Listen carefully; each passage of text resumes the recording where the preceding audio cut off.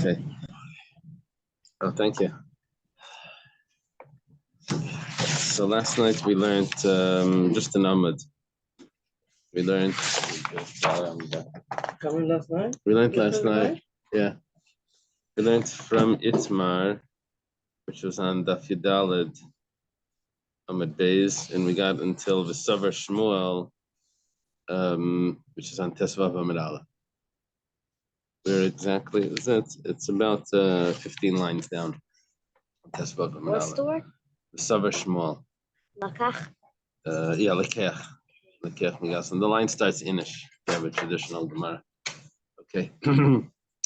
We thank Hashem that we're able to learn Torah every day. By learning, we should have the Beis Hamikdash immediately. Learning in memory of Zahava Golda, Baspar Binyamin, and anyone that needs a refuah shlema. Okay. Let me just recap a drop before we jump in.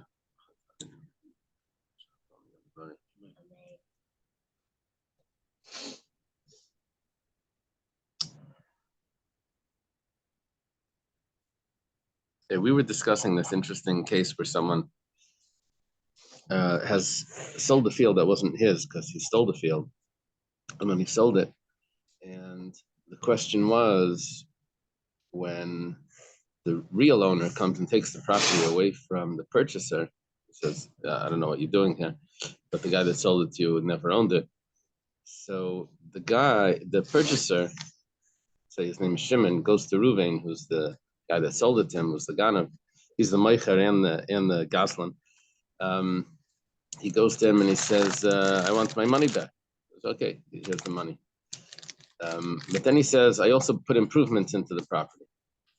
So no, the Lekeach, the purchaser says, I want, besides the money that I want back, I want the improvements Shimon says to Reuven, I want the improvements.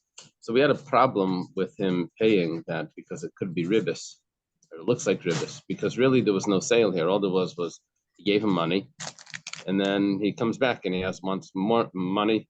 He wants the money back plus extra money, and there was no land that was transferred. So okay, that was a discussion before. Then amongst this discussion, we also had, let's say a creditor comes to take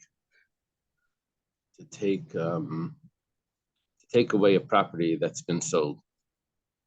So let's say Ruvain sells a property to Shimon, and Ruvain has a creditor. He has a debt that he owes to someone. I don't know, Levi. And so Levi now comes to him and says, "Pay up." He says, "I don't have any money." He says, "But you used to have a property." He says, "Yeah, I sold it to Shimon." So Levi now goes to Shimon to take it. So when he takes the property from Shimon, what about those improvements that Shimon has done to it? Does he take that as well? What happens now is, we said before that yes, he does take the improvements. That's what Shmuel said. The Gemara asks, "V'savar Shmuel lekech." No, okay. V'savar Shmuel lekech migazon. Let's jump back to the other case. When the thief comes, Reb Nachman had said that when the original owner comes and tries to take it back, so then he does not get when the original owner comes and takes the property away from Shimon, who is the purchaser, and Shimon wants to go get the improvements. He wants to get his money back plus the improvements. So Rav Nachman told us in the name of Shmuel that he cannot take those improvements because of the ribbis issue. Because basically you lent the guy money, you lent the robber money, and what you take back is more than what you gave him. Why does an improvement look like ribbis? Because there was no sale here. All there was a transfer of $1,000 from Shimon to Reuven. There was a fake transfer of land, but that never belonged to Reuven. But let's say he built something on the land. Yeah. So it's probably not the real ribbis, because that improvement actually has an expense to it. So it's just he's taking back the money plus he's give me what I put into it. So it's not a real ribbis, but it looks like a ribbis that he's giving money, there was no sale, and then he takes back more.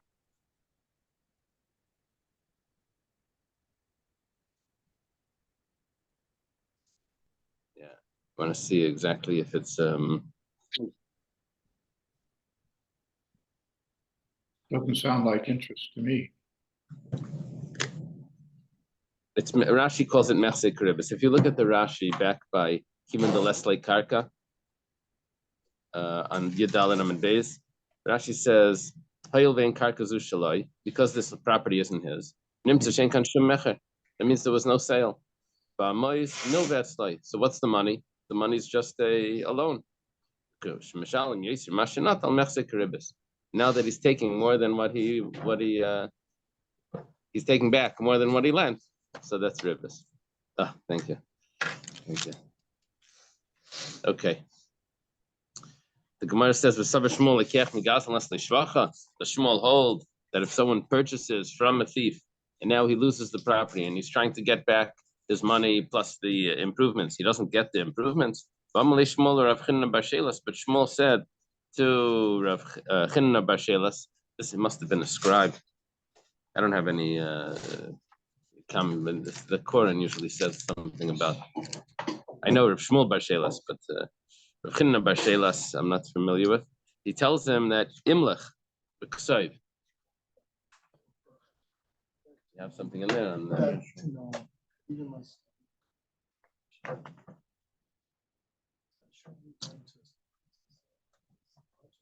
15 base.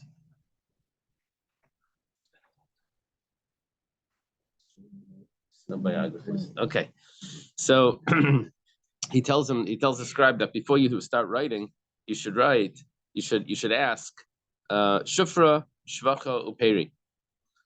You should ask the person if he's willing to include in the sale that a guarantee that if the person comes back because he loses the property, if he can take from, let's say Reuven is selling a property to Shimon, so the scribe is right. Before he writes, he asks Reuven, do you agree that the best of your property, that's called shufra. Shufra means the best, like Shapiro likes the family likes to say that Shapiro means the best, the nicest, the best. Shvacha is any improvements, uperi, and also the fruits. Do you want to guarantee all of those items for if Shimon comes back to you? So which basically means that he's just accepted on himself that he's going to pay for the improvements. 1 second, you just told me that if the real owner, not the original owner, if the real owner of this property takes away the property, so then the purchaser can't get the improvements. And now you're telling me that he has to write that he's guaranteeing the improvements. He doesn't get it anyway. Shmuel, I'm sorry. B'mai, what's the case here? If we're talking about that the creditor of Reuven, which we said his name was Levi, now comes in and takes the property away from Shimon, he says, Reuven owed me money, and now he doesn't have it, so I'm taking the property. So miyisle peri, does the creditor take deserve the fruits? That Shimon should now go back to Reuven and say that I lost all the fruits and you owe it to me? The creditor is not allowed to take the fruits anyway. Now, the logic why the creditor can't take the fruits is because Reuven had a property that was mortgaged to Levi. It had a lien on it. And now he sells that mortgaged property. So the title wasn't clean. Now, Levi comes in and takes whatever was mortgaged to him, but the mortgage wasn't on the fruits. So he doesn't have any rights to the fruits. So what are you telling me that Shimon can now go to Reuven and get the fruits? Levi was never allowed to take the fruits in the first place. He can take the improvements, but he can't take the fruits. The improvements to the field he can take. That's machlekes, but Shmuel holds yes. Shmuel holds that he can take the improvements, but not the fruits. So why over here does the seller have to agree that he's taking responsibility for the fruits? If it's a bal chayiv, there are no fruits. Elalav, it must be a belekech migazlan. It must be that we're talking about that. When should Rav Chinna bar Shelas ask the seller if he agrees to that guarantee to the seller that is talking about the fruits? It's talking about when he. It can become a very awkward situation. The person gets his field back, but not the fruit, and then he doesn't take care of his field. The guy was supposed to get the fruit says, "What you've done to my fruit, now I can sue him for not." the field now is Right. my fruit. This is my fruit, and he can come in anytime he wants to take it. Because Right. No. So what happened is the fruit would mean where it's already ripe fruits, where he can actually take probably it's the ripe fruits where he can take them out of the field.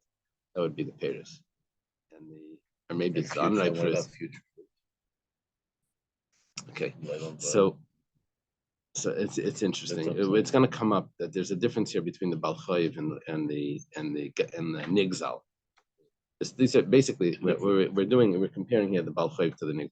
Balchoiv doesn't own the property, but he has some rights to the property. So the fruits that grew in the property are not. It's really only his. Everything is really only his once he takes it. It was rightfully Reuven's and it was rightfully Shimon's when it got sold. But when Levi comes and takes it, when Levi comes and takes it, then it becomes Levi's. So now you want to take more than what was indebted to you. That's like questionable if you can do that. Shmuel says you can't take the payers. The Goslin, the other case where it was the field never belonged to Reuven. And he sold it anyway, even a field that wasn't his. He sold it to Shimon. Now the original owner comes in. He says, "Give me my field back." The field was always his, so he could take it. He could really take everything. I said, "Okay, very good." So he takes everything. Now the question is, now Shimon that bought this field that wasn't ever Reuven's wants to take back. So we said he can't take back the shvach. We said, so, okay. So it must be lekech megazlan, lekech megazlan. But we see that he is taking the shvach. That's the kasha that we have. Do they have an equivalent if it was a cow that gave birth? Can they keep the baby calf and then give the cow back? It's the same as payments. Right. You're talking about by a creditor. Yeah, theoretically that would be called. What's that called? It's sorority. When you designate a, it's like putting it in escrow, really. So I don't know how it works. When you put money in escrow for a loan or something, do they do that? They say put it in escrow. No, there's interest on that or something. Oh, okay. If there would be interest. For the lawyer.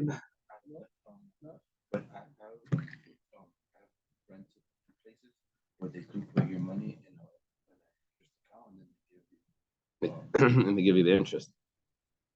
Amar Rav Yosef. So Rav Yosef says basically our question was that what do you mean the lekeach migazlan, the purchaser, which now is Shimon, he doesn't get any of the shvach. We have this story where Shmuel told someone that he has to guarantee that the seller guarantees that he's going to pay him the shvach, which is the improvements. And we said the case is where it was someone that purchased it from a thief. Amar Rav Yosef gives an answer. The reason why he's getting the improvements, and we said before that there was a problem of interest because there was never a sale here. The whole sale was all a fake. There was no land that was transferred. All he did was lend him $1,000, and now he wants the improvements, which is another $20. So he goes in, he gets $1,000 plus $20. So he gets back. That's interest. So now what Rabbi Yosef is answering is he's not getting back $1,000 plus $20, but he's not getting his money back. He's getting another property, and that other property has the value of $1,020. Amalei Abaya says to Rabbi Yosef, "What are you telling me? That you're allowed to do interest when you're using property?" He says, "Sabasa," the example that he's using, which is not a real ribis, it's like another mechsek ribis.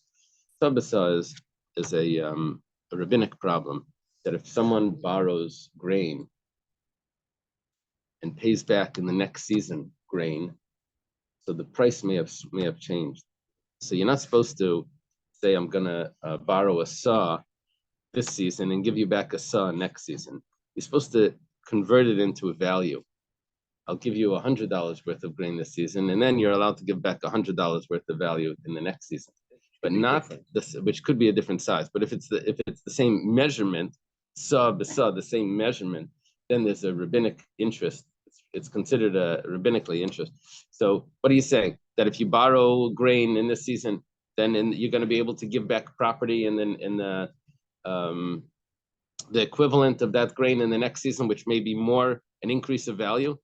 Basically, what Rabbi Yosef is saying, so if you use property, that covers up the interest. Says Rabbi says what? Using property, there's no interest. Amalei Hasam Halva Chazmini says no.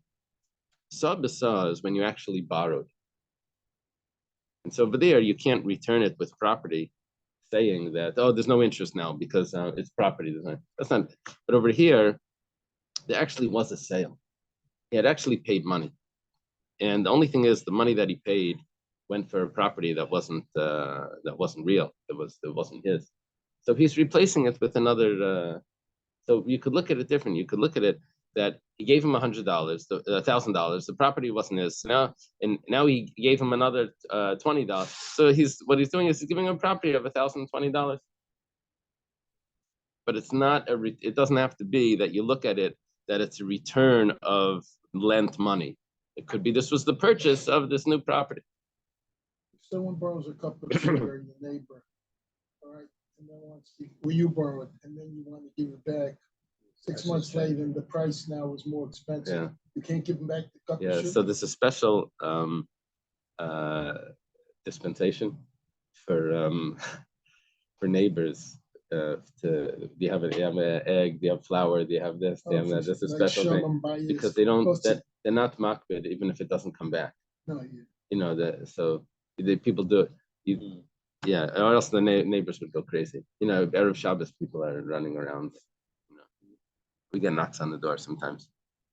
My wife tells me in the ladies' chat, sometimes someone says, and they're in the middle of a recipe and they realize it isn't. Anybody have like an onion or whatever, or banana, whatever happens to be missing. Yeah. Okay. So that's the answer number one. Okay. Ikadami, there are those that say, Amar Yosef Kanamiyadai means that he originally accepted at the time of the sale. Ruvain, who was the seller and also the Goslin, he accepted that he would pay to Shimon also that the improvements that he put in. Okay, Amalei Abaya says, so when you have rabbinic interest, if he accepts to do that, he accepts on himself, like makes a kinyan that I'm willing to pay the extra. That means that's allowed. So Amalei Hasam Alva Chazvini, he says no. Over there's a loan, so you can't accept on yourself that you're going to pay more than what you're originally borrowing. But over here, it's a sale. So if they originally make up that I'm going to give you whatever improvements you put in, so that would be considered the sale. And when he gets it back, so it's considered that the sale was. The answer of the property is better because now it looks like he purchased that new property. Over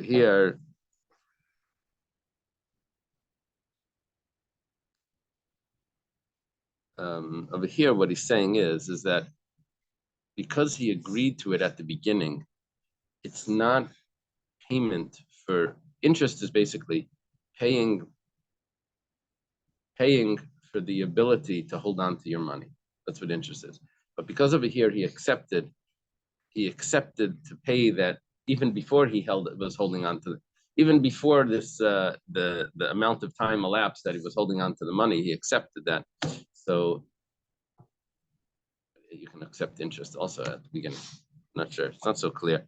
The Kanamiyade is not so clear. Okay. Do you have any comment on the art scroll on this last point? The difference between a loan and a sale by Kanamiyade? Because he agreed to it. Let me take it from Shalom. So you're saying that one can just simply agree. Oh, they send me somewhere else? Yeah. Okay, yeah. Although we regard the transfer of money from the purchaser as a loan, am I reading the right one?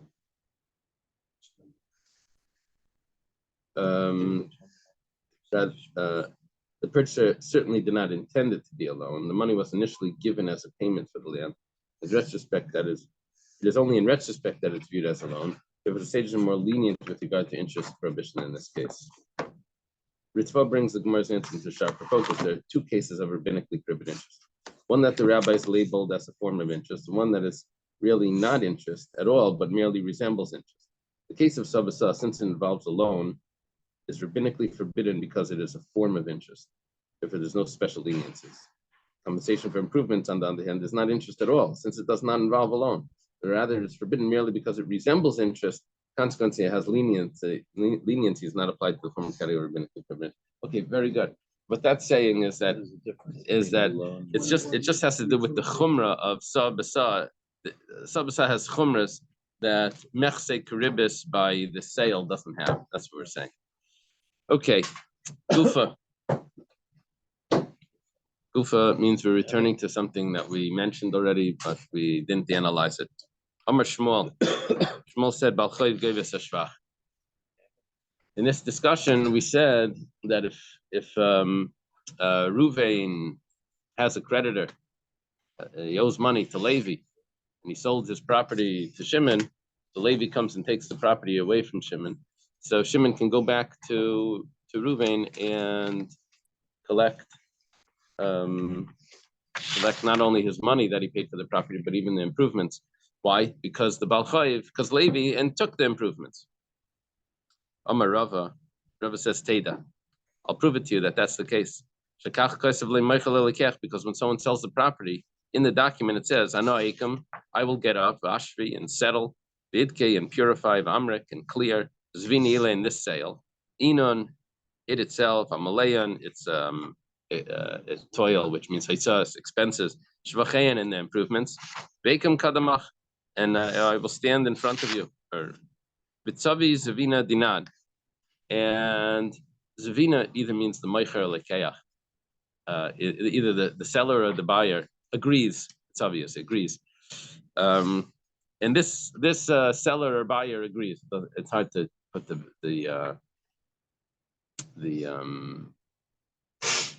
grammar. It's very difficult in Aramaic to know Zavan is Zavina if it's the seller or the purchaser. Maybe if there's a dagesh in it, Zabina, maybe it would change it. But you think it's the seller? And the seller agrees. It makes sense to say it's the seller. The seller agrees. It's Savizina, the Kibbal Allah, and he accepted on himself. Okay. So, but basically, what we just said is that's in the document. It's the buyer.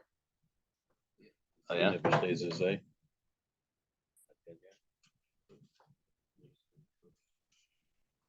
Purchaser. They both agreed. They both agreed to this. But just the word Zvina. Usually Zvina means buyer. Yeah, I can't tell the difference. Zavan. There's a reference to Zavan, if it means he bought or he sold. So Sabina Dinan, the witness it's in our purchasers. So the article says in our purchaser. Anyone say the seller? Yeah, in the seller? Okay, we're on 15b.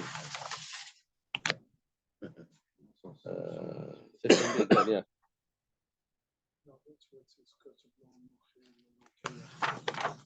15a, we're on 15a. So, Bitzavi Zavina Dinan. And this seller consented. You have a note here. While many explain the word Zvina is referring to the seller, Rabbeinu Hananel explains that it's referring to the purchaser. Okay, good. So there's a non-that. Yeah. That's what my father-in-law told me. Usually when you have two possible pshatim, it's usually a machlekes rishonim. Okay. Okay. So Amalei Rav Chia Barafin Larava. So what was our proof? Our proof is that you write it in the document that he's agreeing to take responsibility for the improvements. Obviously, that means that the creditor can come and take the improvement. Rav Chia Bar Oven says to Rava, Elamiyat, if that's the case, matanad behachi, when someone gives a gift, he doesn't write that. Do you want to tell me that therefore the creditor can't come in if Reuven gives the property to Shimon as a gift? Now Reuven has a creditor. You want to tell me that the creditor can't take the shvach away from? He can only take the actual land. Amaleyin says yes. Is a gift better than a sale? Amaleyin, yafa, yes it is. It is better. Amar Rav Nachman. Okay, that's the end. Amar Rav Nachman. Hamas nisim Messiah le'lamar Shmuel. I have a brisa that supports Shmuel.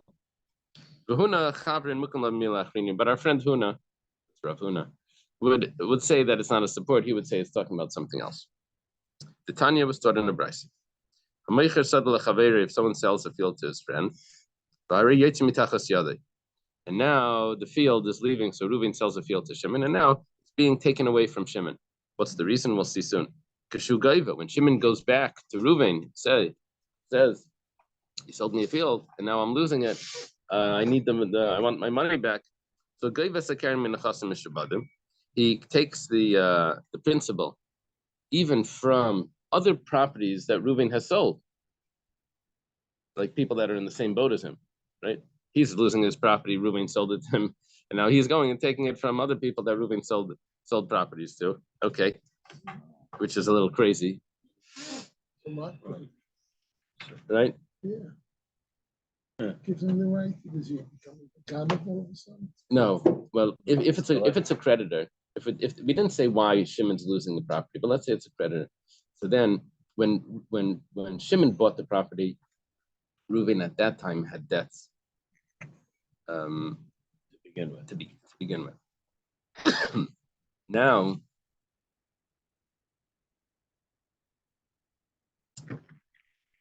so he bought a property. At that time, when he bought the property, Reuven had other properties. He bought one of Reuven's properties, but meanwhile, Reuven sold other properties to other people. So when the creditor comes to Shimon to take the property away, Shimon still has other properties that he can go to that belonged to Reuven at that time and take those properties back. So it's just really it's moving its way down. I don't know what the next one's going to go take from somewhere, But if there were no liens on the other properties, like if they did title insurance when he bought the property, he creates a lien on his other properties that if this property is taken away from Shimon, Shimon can go and take the property from the other properties that he owns. That's now the our law. Obviously. He has to pay back what his other stuff. Okay, so but b'shvach, when it comes to the improvements, that he collects not from sold properties, that's only from properties that he owns right now. So that's the improvement. So Shimon goes to Reuven and he takes the improvements that he put into the property that he just lost. He takes that from Reuven's property that he says. But Huna, our friend, he will say that this is talking about something else. He'll say that it's talking about Balakech mi Gazlan. He'll say, do you know why he's taking the improvements? Not because a creditor collects improvements. He was saying he's taking improvements because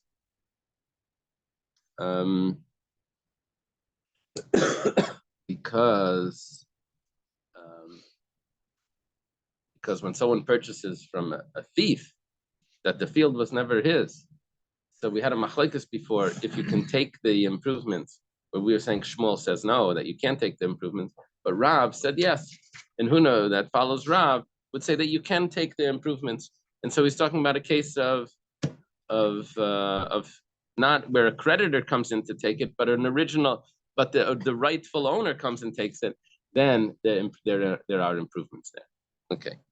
So in other words, depending on what this case is referring to, that will be a proof either to Shmuel or to Rav Huna. So is that saying that depending on who takes it back, it may or may not be ribus, dependent on who is involved? Is that your opinion?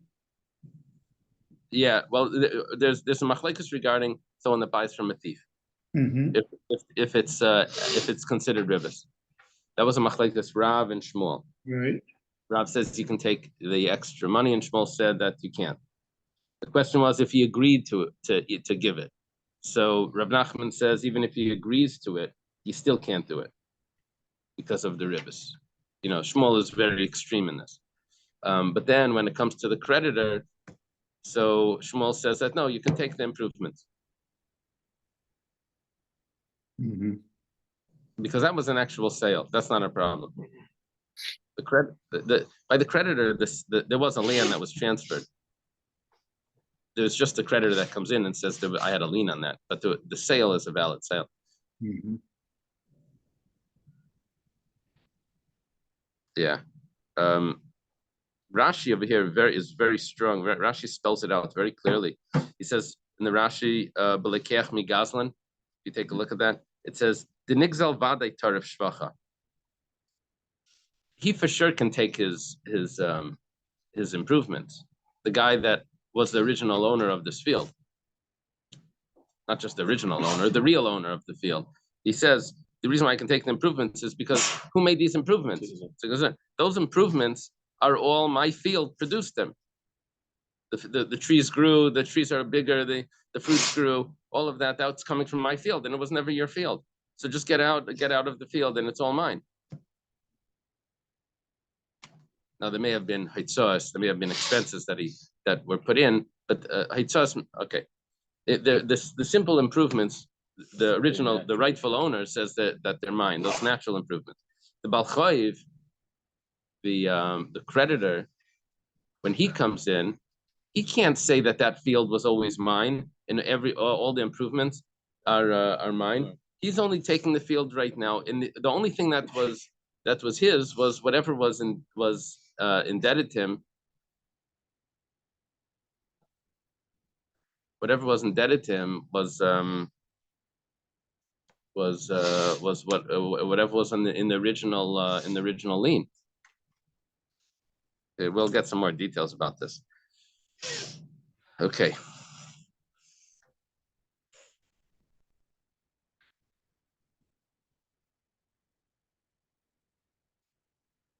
Yeah.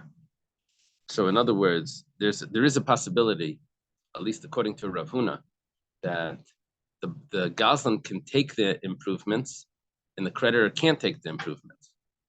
And Shmuel has it really the other way. Shmuel has that the Gazlan can't take the improvements, the creditor can take the improvements. Okay. Tanya Idach, we have another brisa. If someone sold the field to his friend and it was improved. Now it says clearly that there was a Bal Chayiv. A creditor comes in and takes the field away from the purchaser. Yeah, Shimon. When the purchaser goes back to the seller, he says, "I lost the field. I want to take the field, the money that I paid. I want to take the improvements. I want to take the expenses." If the improvements are more than the expenses, so what he says is like this: Levi is the guy that's taking the property. So Shimon tells to Levi, he says that you're taking the property that had a lien on it, but that property was only the original property that had a lien on it. There's more to this property than there is to your lien, because now it's improved. So first of all, I want to get the expenses that I put into this property. I want you to pay me for that right now when you're taking the property away, because you're taking things of this property that I put in that's not what Reuben put in. Then, if there's improvements of the property, then he then go more than those expenses. Then he goes to Reuben and he says, "I want those improvements that are the expenses I put in.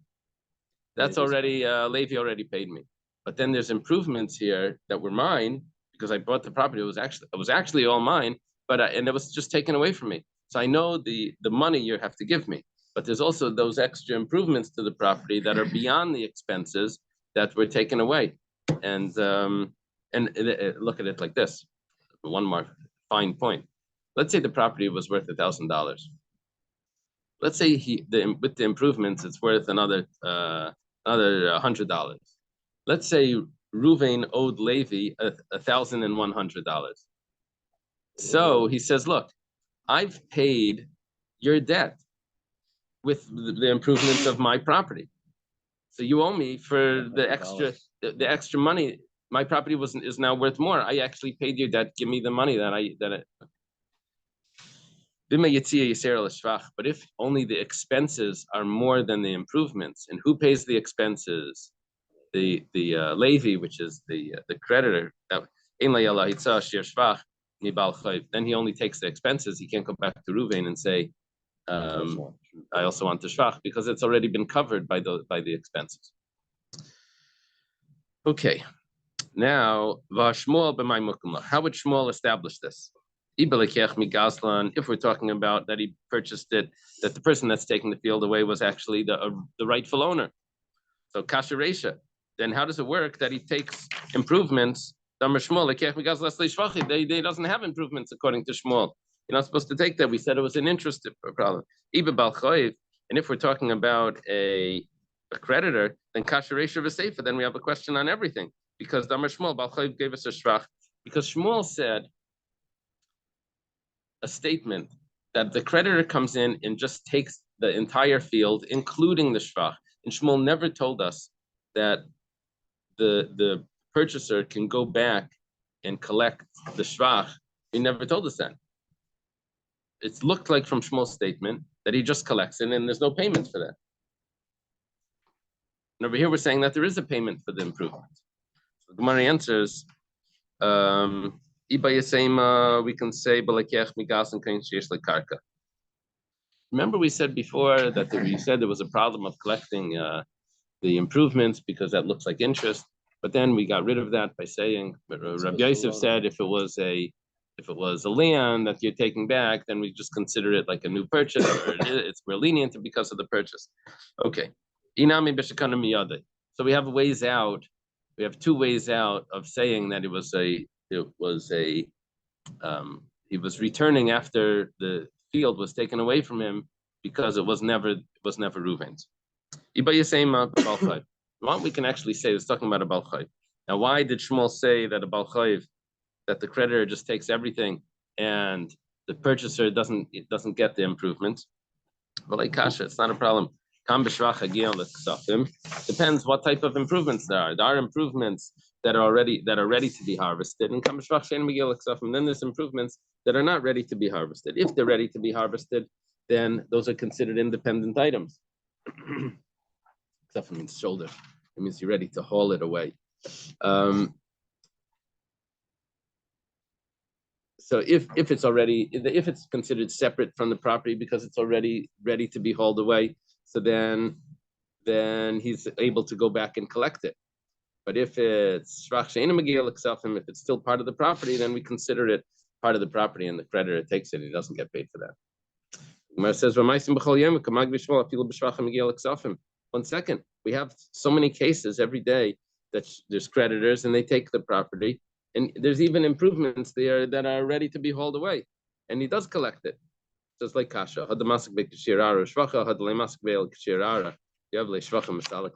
very simple answer. Very simple answer. The cases where Shmuel said where the creditor takes everything and he doesn't have to pay, that's because the debt was only. That's because the debt included the improvements. When do we say that he has to pay? That's because the debt did not include the improvements. Umar says, 1 second. There's a discussion which we've had before that can the purchaser get rid of the creditor by giving him money, by giving him cash? You see, this field has a lien on it. So the creditor comes in and says, Reuven owed me money. I'm taking the field. That field was mortgaged, had a lien on it. So I'm taking it. So the Shimon that's living there now, that he bought it, he says, no, I'm willing to pay you whatever the loan was. So is Levi compelled to accept that deal? Or can Levi say, I don't want your money. The field had a lien on it. I'm taking the field. So that's a machlaikas. So the Gemara says like this: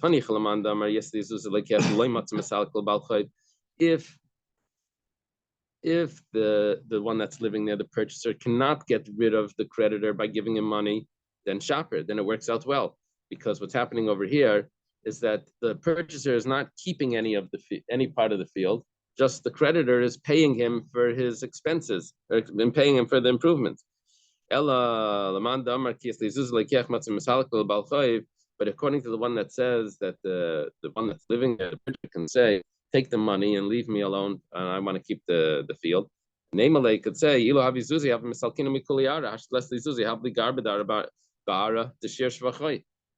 say to him, look, if I had the cash, I would have paid you off and you wouldn't get anything. Now, I don't want your cash. I want a piece of the property. I could have gotten the whole property if I had cash. Now, I don't have the cash, but I do have an improvement here to the property that you have to pay me for. So consider that like my cash. And now get off, leave me one piece of the property. The Gemara says, yeah, you have a point. But over here, the case that we're dealing with is that this property was given sort of like an escrow. It was made in apaitike. Someone said that's a Spanish word also, apaitike or something. Danielle told us. Yeah, it means that this is what you collect. You're going to collect from this. It's a designated property specifically for this debt. You can only take this. Okay, let's go further. Rabbi. Yeah. In the article, it says that apoitiki is actually Rosh Tevis for apois hey koi. Yeah. You will see it here. Yeah, collect from here. Very good. So that's a like a compound. Right. What's it called? Like a compound word. But then Daniel told us that compound word is actually a word in Spanish or something, or maybe even in English. And it means similar? And it means, yeah, it's some sort of like designated property to collect from. Yeah, the word it's a word used in finance. The word is hypothecate. Oh wow. And it means that particular property is pledged to repay a loan. Wow. Oh, that's great. He told us. It doesn't mean. He told us that once before. Oh yeah, yeah. Dr. Stein says he remembers that. Okay. It doesn't mean that they got it from the Gemara, right? The Gemara got it from whatever the word was in Greek, you know. So which came but where first? did Greek get it from? Kopit Seder or Kopit Seder? Which came first? Do you remember there was a story with there was this guy that was having dreams that he should go and convert to Christianity. So he went to Reb Zusha. You remember the story? Went to Reb Zusha. Reb Zusha said that there's crosses in the grave. You should go check. Anyway, they dug up the grave and they found that the grave diggers had coins that had fallen out of their pockets while they were digging, and those coins had crosses on it. So they took them out and the dream stopped. Anyway, the story ended up being told to the Gra. That Reb Zusha, this Chassidish Rebbe, he had this. The Gra says it's not a miracle. It's not a miracle. It's Yerushalmi. So anyway, the story comes back to Reb Zusha that the Gra said it's Yerushalmi. He says, "Look, I didn't know the Yerushalmi, but I knew it from where the Yerushalmi knew it." Anyway, yeah. Then I think Rabbi Zevin told the story to the Rebbe.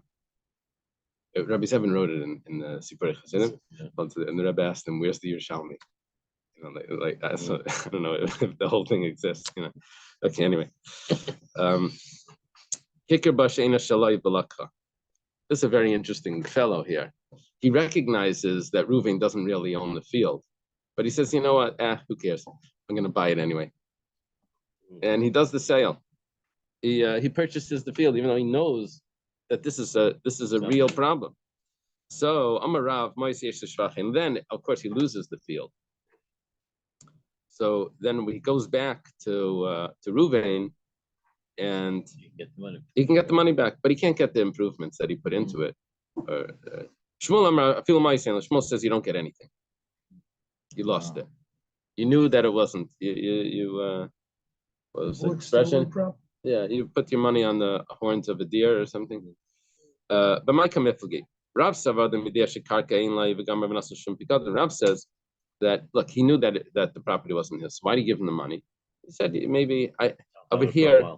I think over here what he means is he gave him the money because he wanted to give him a deposit. Now, if it would be a loan, that would be nice. But he's not using the word loan. But I think that's what it means. I don't know if you have any commentary. Why does he want to give him a deposit? He wants to give him money. He'll get it back later. Maybe he was going away. He wanted someone to watch his money. So he says, let's make this fake sale. Then you have the money. When I come back, I'll get the money back maybe. So why doesn't he say that take it as a deposit? He thought that he wouldn't get it. So this is a great way. It was the guy that he parked his car somewhere in Manhattan, like right in the middle of the street, and it gets towed. He comes back, he has to pay for the towing company $200 or something. So he said, why did you do that? He says, where can you find parking for 2 weeks for $200? No, that was the bank loan. Oh, okay, something. Anyway, whatever the case is. So here, what he did is, who's going to watch my money while I'm away?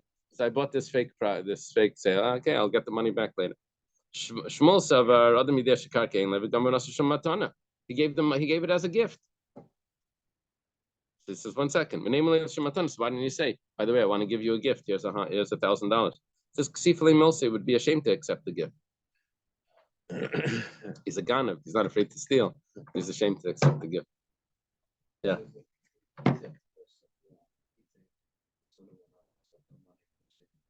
Oh, for safekeeping. So it's safekeeping. Yeah, I would have liked it to be a loan, but doesn't matter. Safekeeping, the deposit. As a sale, right? Okay, the Gemara asks the question: this machlekes Rav and Shmuel already had once before. Ditmar Mekadesh Asachayse. This was in Kedushin. Someone marries his sister. Now, there's no such thing as marrying his sister. What does he do? He gives her money, and he says, "Here, Reyat Mekadesh." Now, this is obviously no marriage. Rav Amar Ma'is Chayes, and Rav says, "Give the money back." Shmuel Amar Ma'is Matana. Shmuel says that the money is a gift. Rav says he give the money back. He wanted the sister to watch his money while he went away on the trip. He didn't know how to get her to watch it. So why didn't he just say, can you please watch the money? He thought that she won't accept it. I don't know why she's accepting it now as a marriage, but okay, whatever. Shmuel says the money is a gift.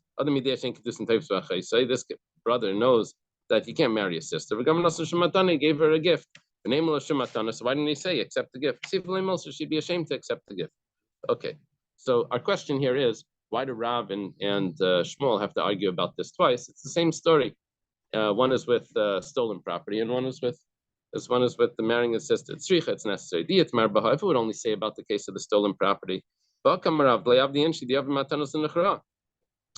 because it would Rav, that's where Rav says that it's not a gift, because people don't give gifts to strangers. But by a sister, he would say maybe it is a gift. And if it would say only the case with his sister, maybe that's where Shmuel says that it's a gift because it's a sister.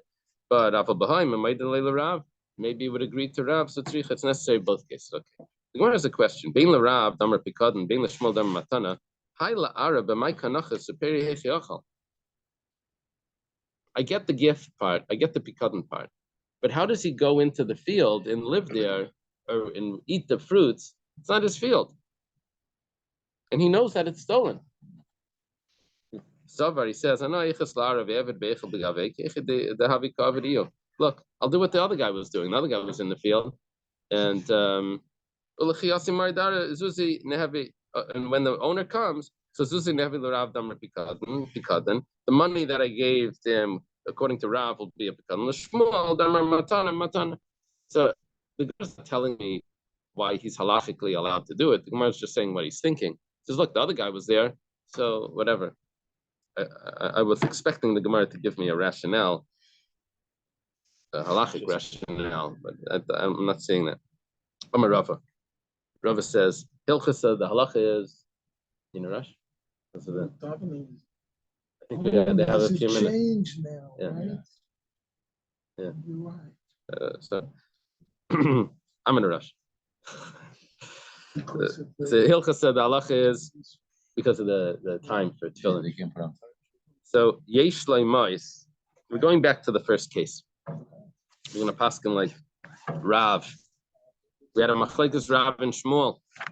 Rav says when there's a sale of a stolen property, Rav says that the purchaser can go back and not only get the money that he paid, but even the improvements to the property. Shmuel argued on that. Rava now says, I'm going to paskin like Rav. He says, Yesh l'mas v'yesh le'shvach. Alpha pish le'pirish le'shvach. And even though the person never accepted on himself that he's going to, so this whole last amud just like sort of like falls away, the whole blah falls away because we were all discussing Shmuel and Rav paskins like Rav. What about this last amud that we just said? There's also machlekes Rav and Shmuel. And he says what's going to be, he recognizes that it's a purchase anyway. He gets the money, which is also like Rav, not like Shmuel, right? Shmuel said that he doesn't even get the money, it was a gift. Basically, what Rava did, if you want to remember this, Rava paskin like Rav, easy. Now there was another case we're talking about achrayas. If it's not written, if it's not written in it, it's just considered a mistake. He says it's considered a mistake. This is a great question. Shmuel asks Rav, which is interesting because they argue, but communication like this is not so common. I mean, we have it sometimes. Shmuel asks Rav, you see what happened over here? Reuven sells the field to Shimon. It wasn't really Reuven's field. Whose field was it? It was really Levi's, let's say. It was really Levi's. So he sells the field, and then he goes to Levi, and he purchases the field off Levi after this fake sale to Shimon. So what's the din? Now, this is very interesting, because one of the options is that Reuven can go to Shimon and say, that field that I sold you was stolen. I'm the real owner, and take it away from him. Yeah, That's funny. Because he sold it before he owned it. Well, he was a That's one of the options. Or Shimon can say, look, you sold me the field. It wasn't yours then, but now that it's yours now the sale is really valid. There's two totally different approaches to this. So Amalei, Rab responded, when he made the sale, he said, any rights to this field, I'm selling you, even future rights.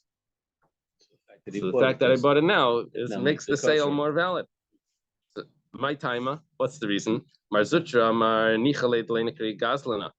He doesn't want to be called a thief. That's why he went in he's trying to protect his name. He shouldn't be a thief. Rashi, the lake of Nusa, he wants to remain trusted.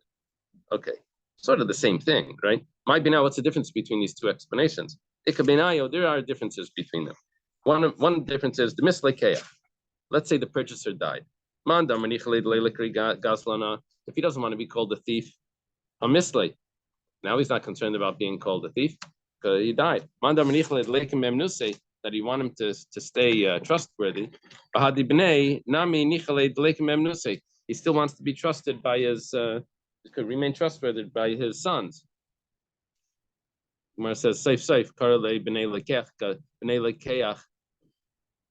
gazlana. But nevertheless, karle b'nei, karle, his children will be called children of the purchaser. Going to call the guy who sold it. Oh, the lekech died. Okay, I'm sorry. 1 second. The lekech dies. The lekech dies. Shimon dies. So we said 1 second. We said he's not going to call him a thief because he died, but he still wants to be trusted. So 1 second. But the sons are going to call him a thief. So it's exactly, there's no difference. That wasn't different. The difference would be the misgazlan, that Reuven died. If according to that opinion, that he doesn't want to be called a thief, well, he's dead. He doesn't care about that now. The one that says that he wants to remain trusted. But he still wants to remain trusted. as his on his tombstone. Trusted man. Saif. Kara Lebnei Bnei Gazlana. But they're gonna call him the sons of a thief. Eliza Robert, and it's X'd out. It's an honest man. They changed it. It could be Nayad Yavim Matana. The difference would be if he gave it as a gift. Okay, that's the difference. The one that says that he wants to stay trusted. So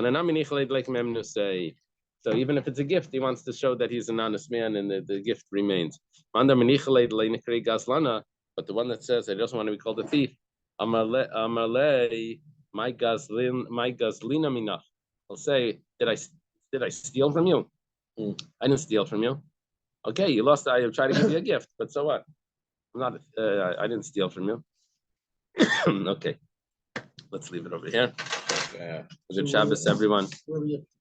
We're up to Pshita and Tazayin. I think today's daf is Tazayin. Yeah. So okay. Not, Thank you, Rabbi Smith. Have a good Shabbos. Have a good day. Thank you.